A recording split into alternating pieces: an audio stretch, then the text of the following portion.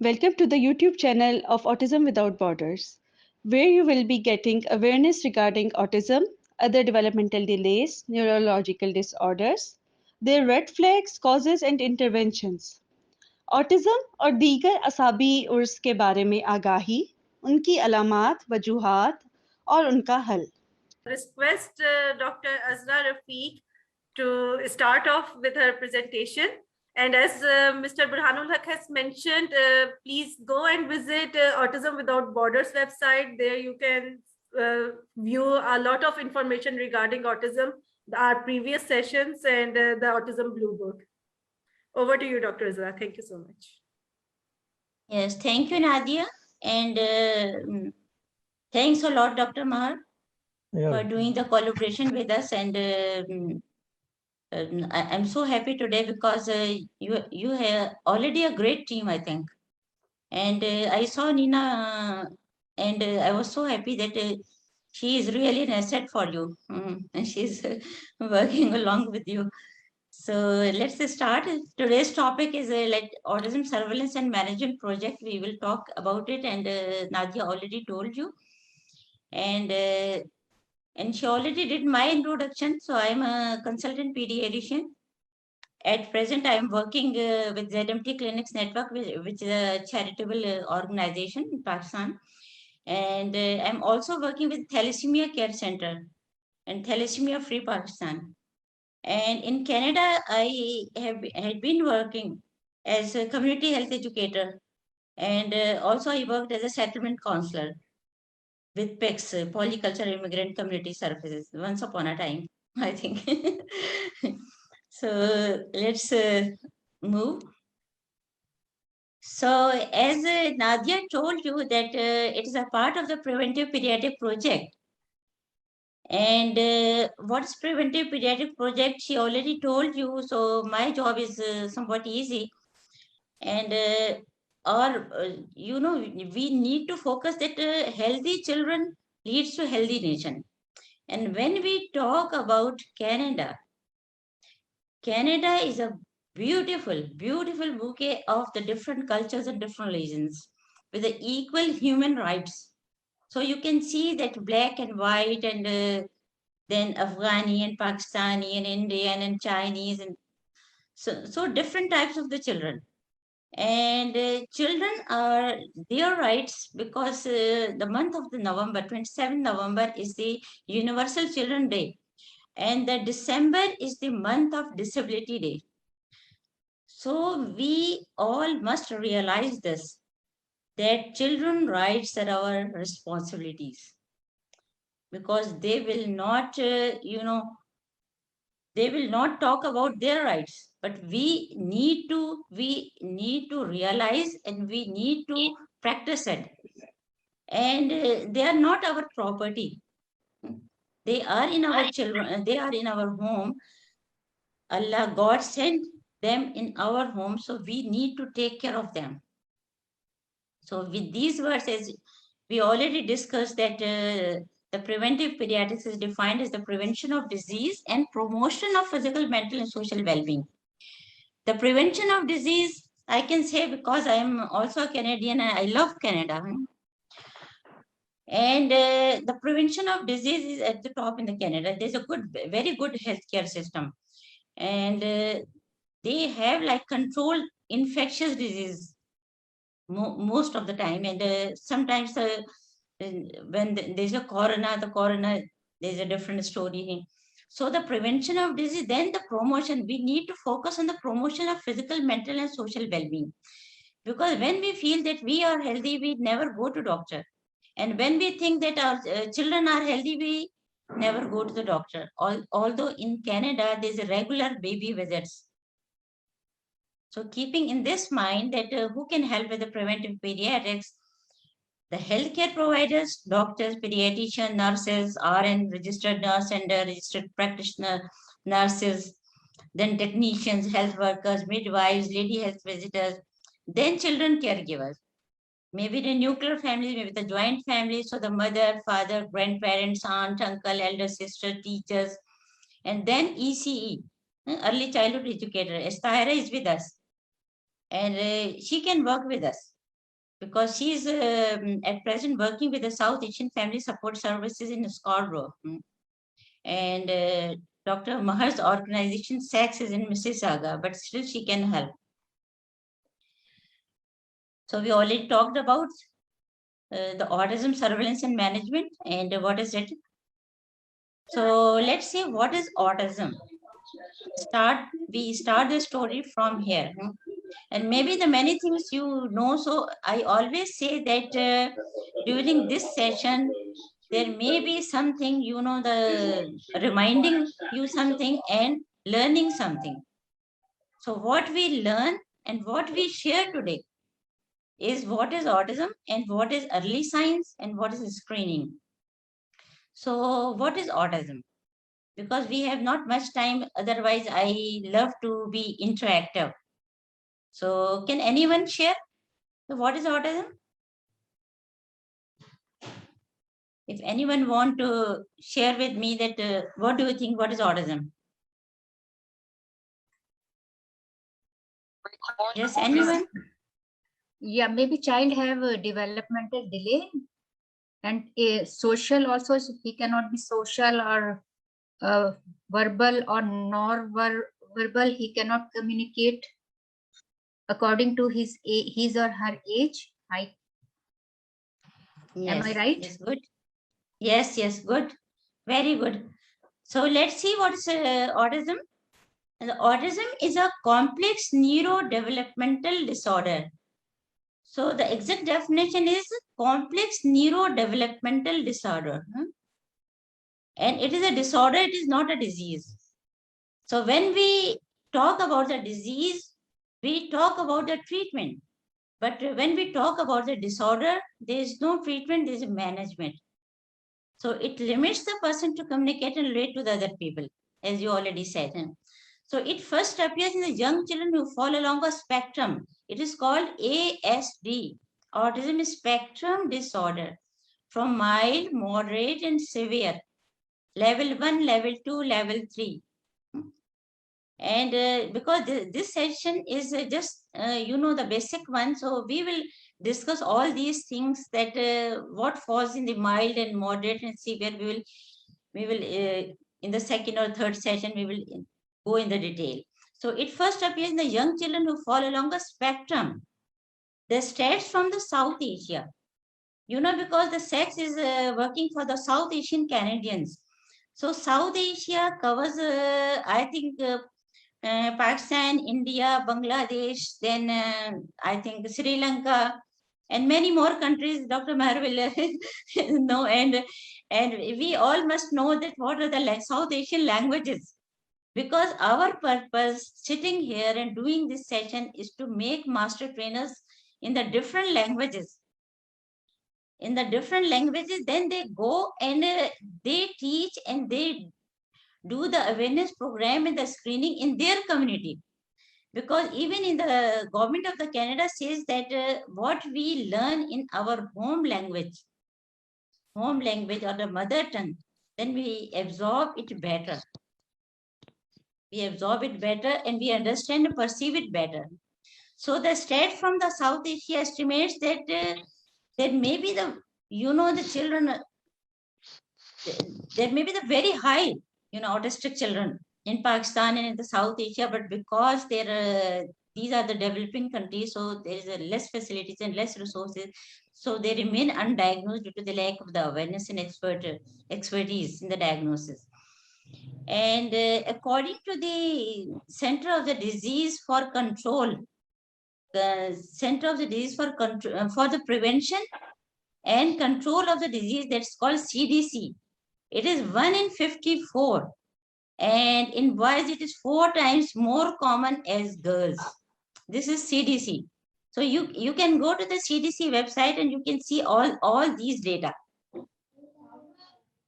Then according to the Autism Speaks, you can also, you know, open the Autism Speaks website, and according to the Autism Speaks, what is the autism prevalence? In 2020, the CDC, the Center for Disease Control and Prevention, reported that approximately in 1 in 54 children in the United States. And this is the 2016 data, 2016 data, and 1 in 34 boys identified with autism, and 1 in 144 girls identified with autism. So 4 times, the boys are 4 times more likely to be diagnosed with autism than girls. And as you know, there are a lot of research studies, so the people related to the vitamin D deficiency during the pregnancy. So if there's a vitamin D deficiency during the pregnancy, then there's an increased level of the testosterone. That's why the boys are more, you know, 4 times more common autism is in boys than girls. Most children were still being diagnosed after age 4. Why? Because the people are not aware about the autism. And it is like a stigma, even if they realize, they don't discuss with others. Although the autism can be reliably diagnosed as early as 2 years. Even the red flags you can notice at about 16 months or the 1 year. If the babbling is not up to 1 year, then you have to think about it. You have to think about it. And it is not like the madness. So it is a neurodevelopmental disorder. So we need to think about it. And unless and until we don't know about the red flags, we cannot sort out these things. And the 31% of the children with ASD have an intellectual disability, the intelligence quotient less than 70.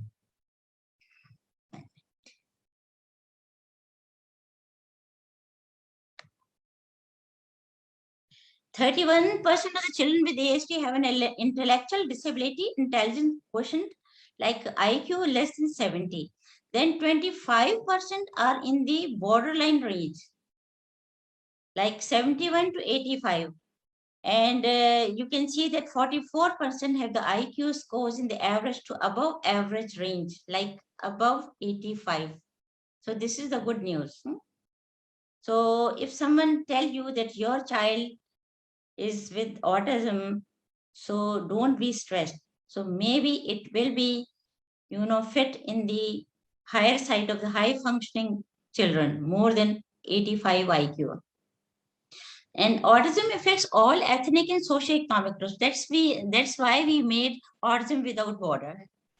And one of my friends is actually working with an organization, and she was working with autism children, and then she expired. So that's made all of us to think to work on the autism. The minority groups tend to be diagnosed later and less often, and early intervention affords the best opportunity to support healthy development and deliver benefits across the lifespan. So our focus today is early intervention. Intervention, when we do the early intervention, when we do the early screening and early diagnosis.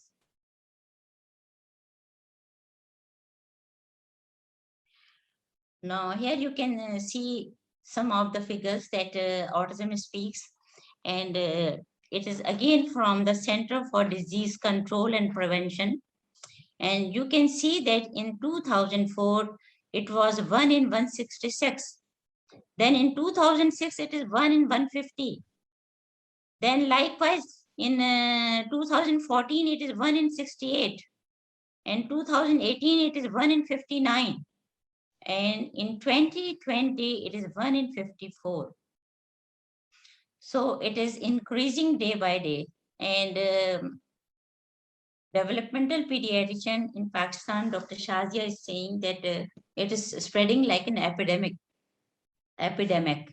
And some, but we can say that pandemic, because it has no boundaries. And what is the world figure? The World Health Organization, WHO, the epidemiology, it is estimated that worldwide about 1 in 160 children has an ASD. 1 in 160 children, because this is the world figure. And this estimate represents the average figure, and reported prevalence varies substantially across the studies. And some well-controlled studies have our reported figures that are substantially higher. They believe that it is higher than, because in many countries, it remain undiagnosed, like in Pakistan and India. because it is taken as a stigma, or sometimes they are, just they keep these types of the children, the autistic children or the children with other developmental disabilities like beggars or wali. Approximately 1.8% of the children in the US have diagnosis of autism. You can see that it's a very high figure, a rate that has more than doubled over the past 2 decades. And in 2021, the people of all races and socioeconomic groups are impacted by the disorder worldwide. Roughly 1 in 160 people is thought to have autism. It is May 10, 2021, the latest report I'm telling you. And what about the Canada? In Canada, the National Autism Spectrum Disorder Surveillance System. What is the meaning of surveillance? Surveillance means, when we talk about the disease, the surveillance means the close observation of that disease. So it is 2018 report, NASS. What is the incidence of autism in Canada? The people ask. So it is 1 in 66 children and youth are diagnosed with ASD in Canada. And it comes like 5 to 17 years. So for families, an ASD diagnosis can involve significant emotional and financial challenges. We all know, for those in health, education, and social services sectors. And SACHSS is already working in health and social services. So ASD is an important issue due to the resources those living with ASD require for intervention and management, and due to the ongoing impact due to the ongoing impact on the health and well-being of the Canadian children, youth, and adults, their families and communities. We have to think. We all together like a teamwork, and we must spread the message for today, from today. And the prevalence in Canada, you can see that it is 1 in 66. Like in every 66 children, the 1 is autistic. And 1 in 42 males were diagnosed with ASD, and 1 in 165 females were diagnosed with ASD. This is the Canadian figure. Then if you see the diagnosis, when the autism diagnosis is made, at the age of 2 years, the 10%. Then you can see at the age of 10 years, it is like 83%. Then at the age of 17 years, it becomes 100%. So we wish that we diagnose, we try to pick the red flags, we do the screening of the autism and developmental screening at the age of 2, so that the early intervention gives the best result.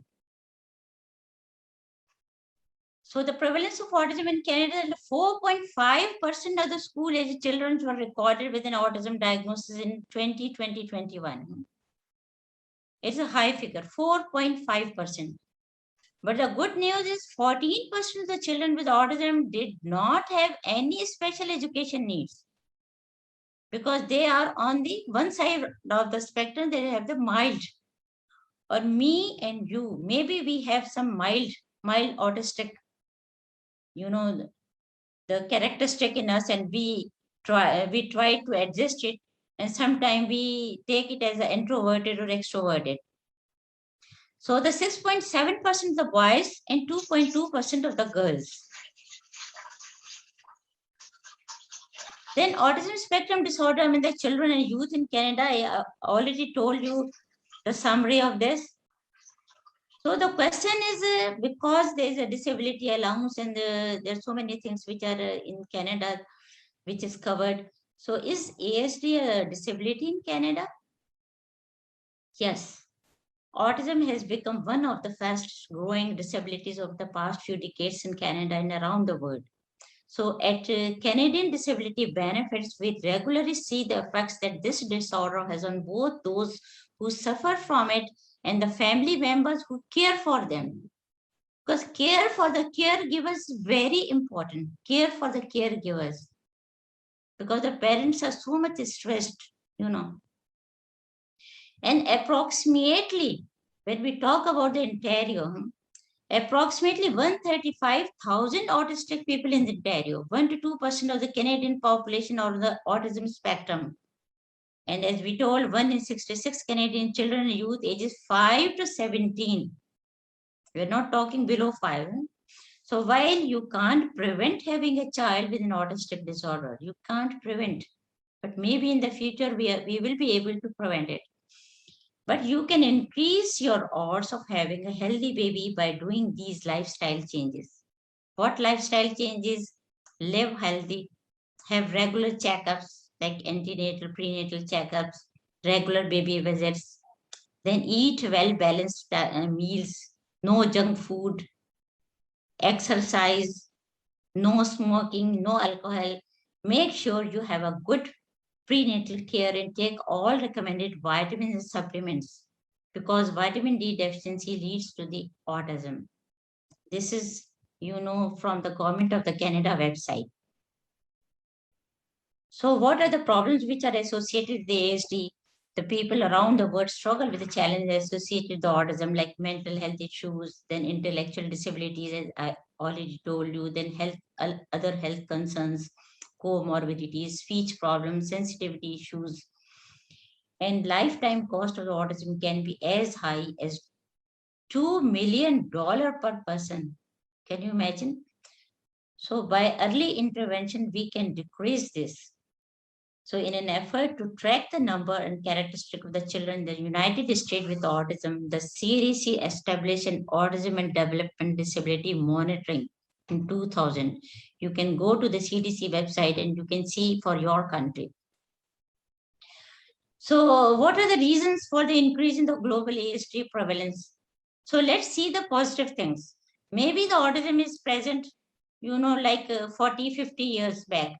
But because there is a less awareness, so due to the improved awareness of the condition and expansion of the diagnostic criteria DSM-5 over the last 50 years, then better screening and diagnostic tools and the improved reporting methods. So we think that it's increasing day by day.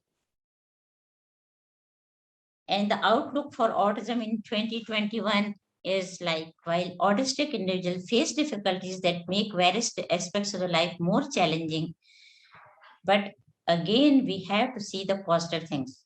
The greater knowledge about the disorder has proved the way to better therapies.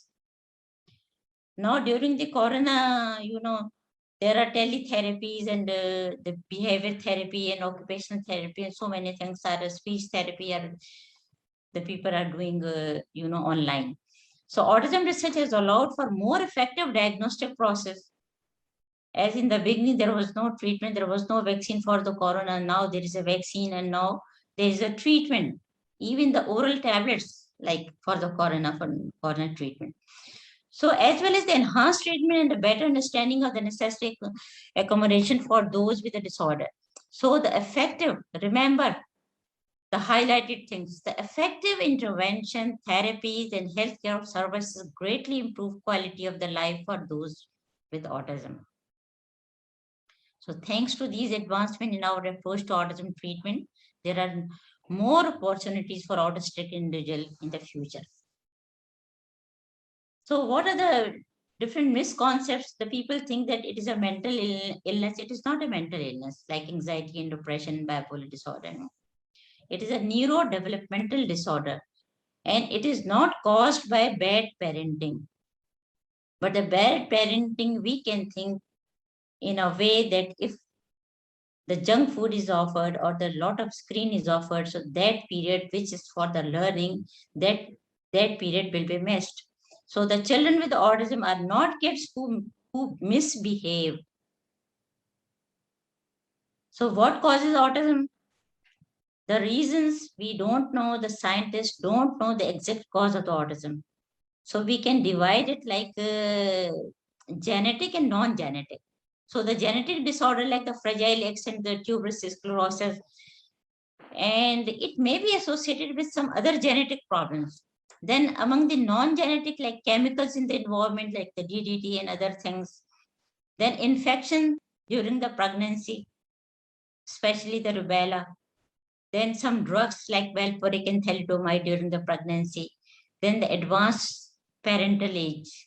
So we all can think about it.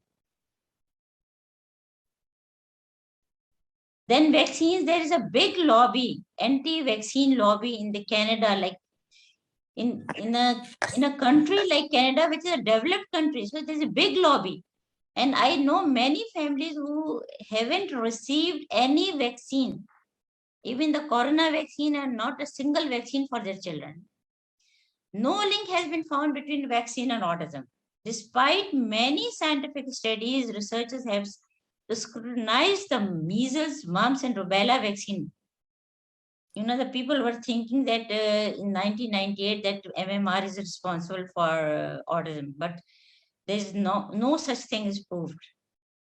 And the report has been, reported by the Lancet Medical Journal, which is an international journal.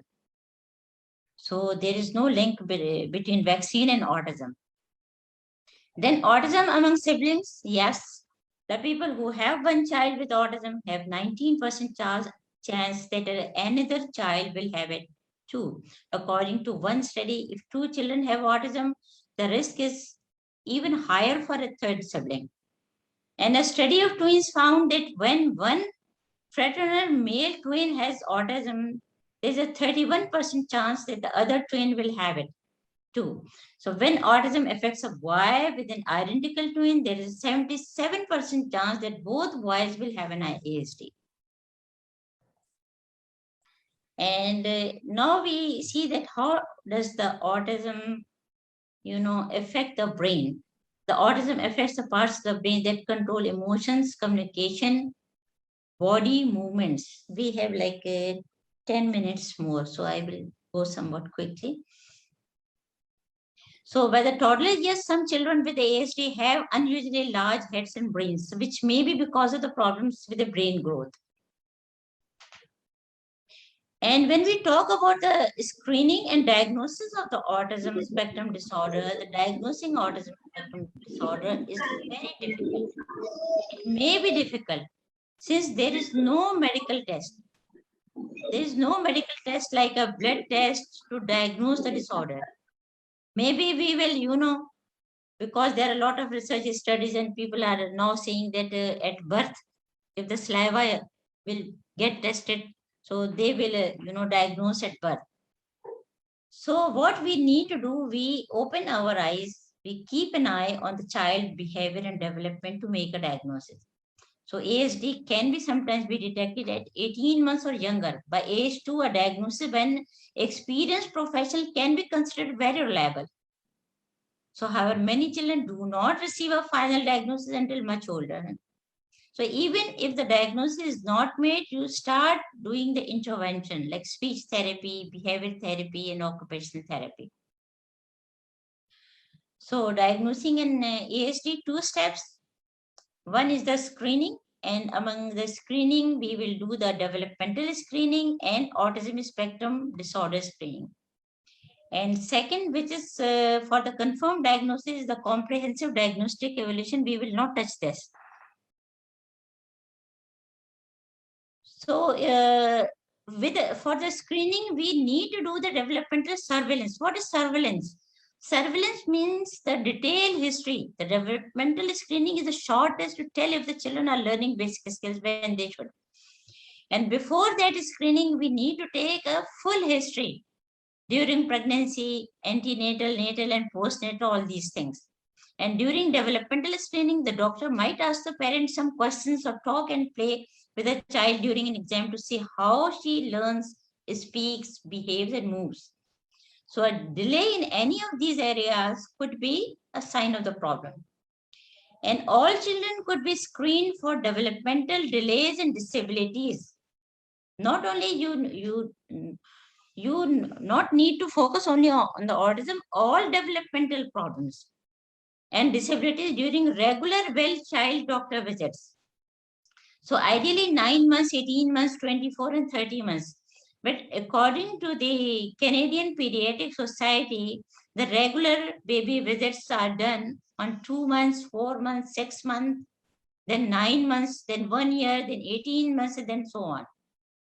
So ideally, if if you are not going for the regular baby visits, please do it. Otherwise, the 9 months, 18 months, then 2 years and 30 months is must. And the additional screening, for the additional screening, what you need to do is if the child is like preterm or the low birth weight, then additional screenings are done at 18 months and 24 months. And for those with a high risk for the ASD, like having sister, brother, or other family members with an ASD, or if there is some behavior associated with the ASD are present. So this is the very, very simple developmental screening, which I use for even for you know, the parents of the children, sorry, who are not very, you know, literate. So just pick the age of your child and see whether your child is, you know, doing good or not, like at age 1 year, at 2 years, and 3 years, and 4 years. And if you are like educated, then you can go directly to the CDC website and you can download the milestone tracker from the CDC. Then this is a comprehensive diagnostic evaluation, and we are not going in the detail of this. So now before screening, we have to focus what are the signs of the autism. So before a child turns 3, now need to focus all these signs. Before a child turns 3, careful observer can see the signs of autism. Some children develop normally until 18 to 24 months. They start speaking, then they, you know, they stop speaking. So until 18 to 24 months, they develop normally. Their milestones are normal. And then stop or loss skills. The sign of an ASD can include repeated restricted movements like rocking or spinning.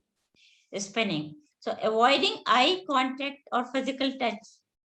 They feel like don't be hugged, you know. And delays in learning to talk, then repeating words or phrases, which is called echolalia, then getting upset by minor changes.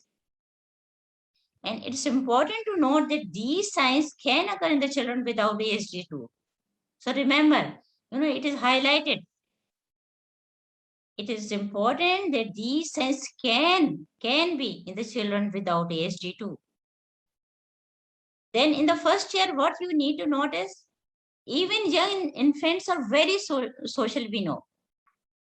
So it's possible to detect signs of autism in how babies interact with their world.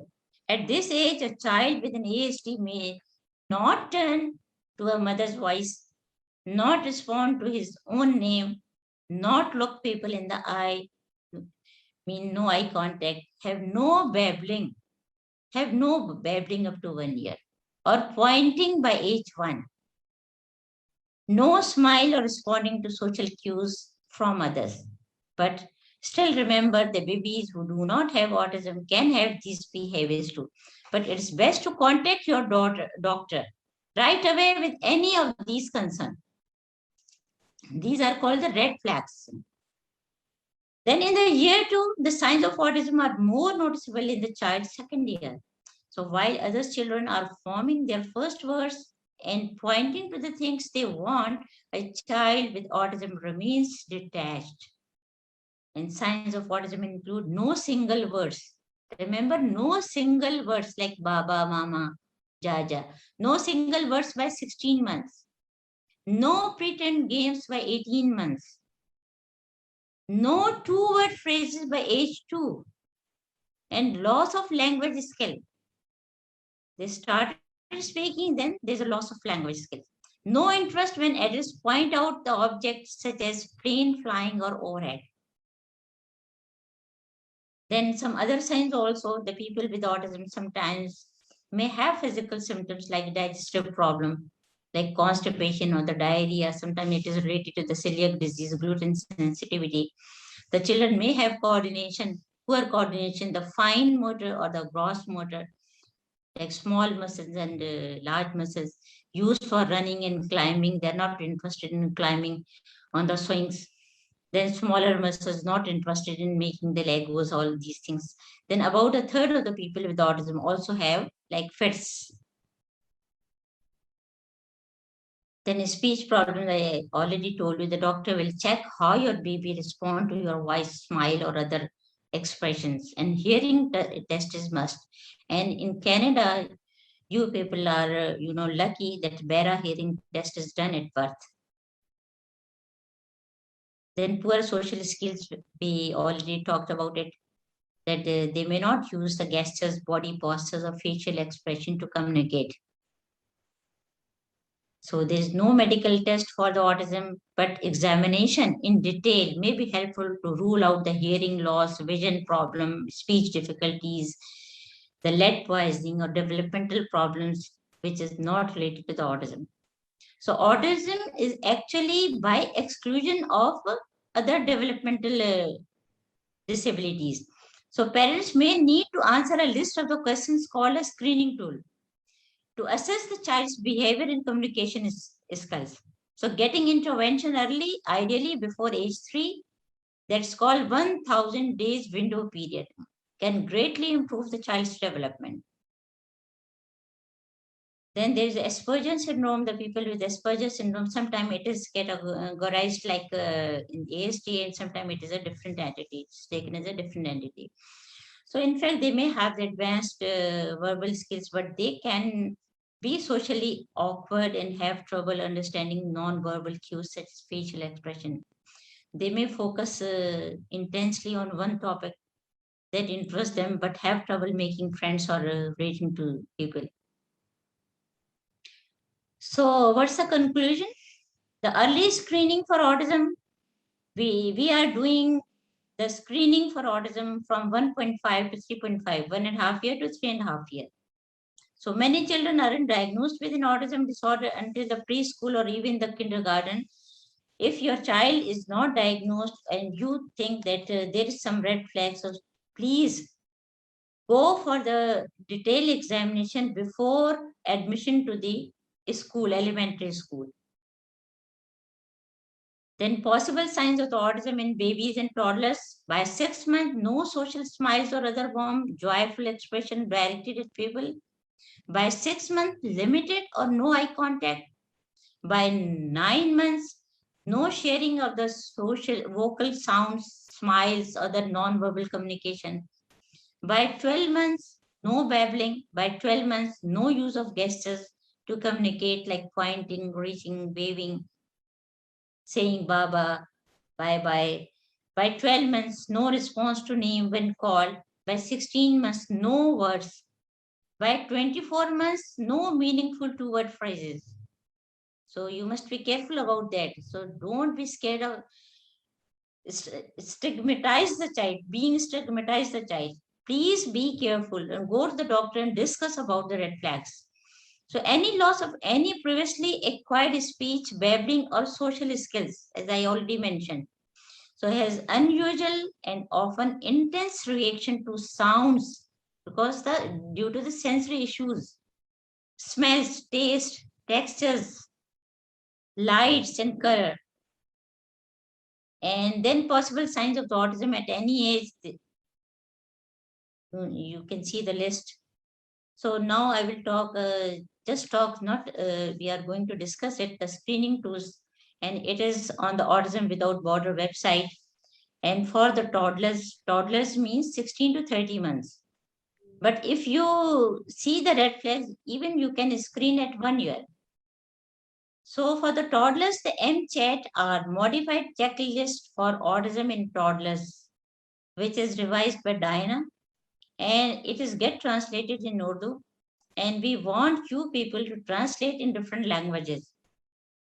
And it's valid for children 16 to 30 months, but I am practicing it up to like 3.5 years. And then for the children, the 3 to 11 years, it is the CAST, the Childhood Autism Spectrum Test.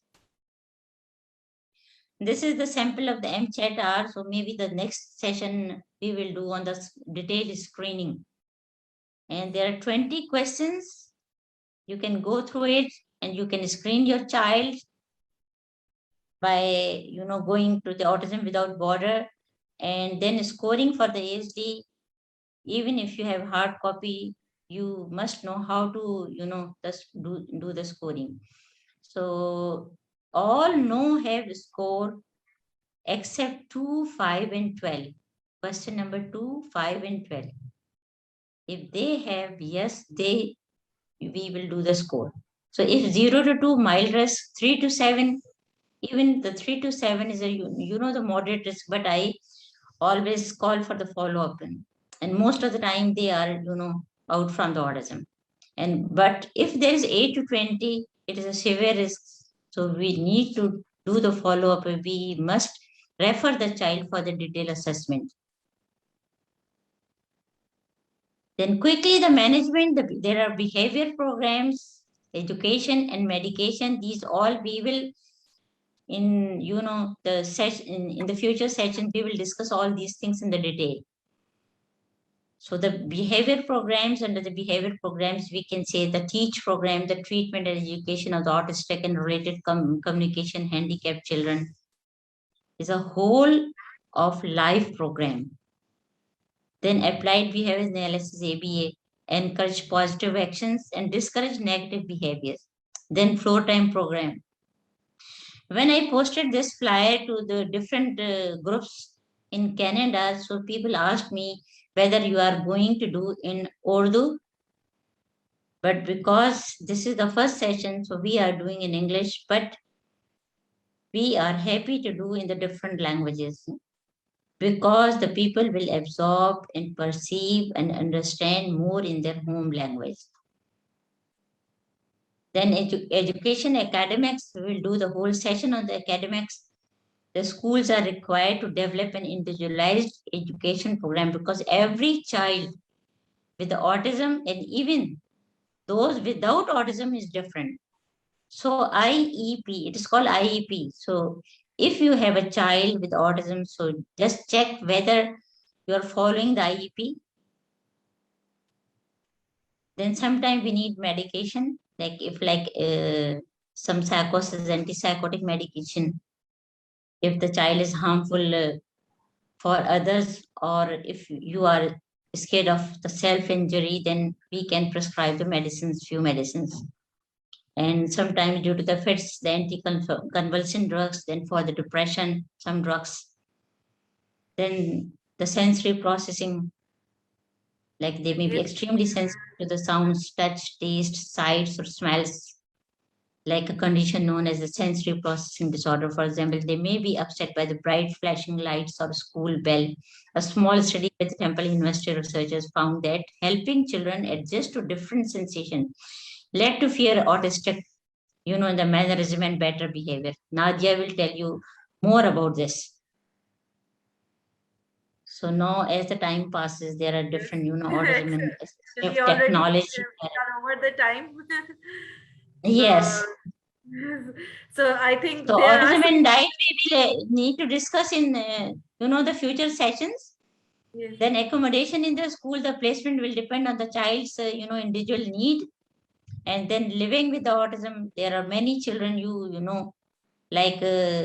they are exceptional and they achieve the higher education with autism. So children are future, help brighten their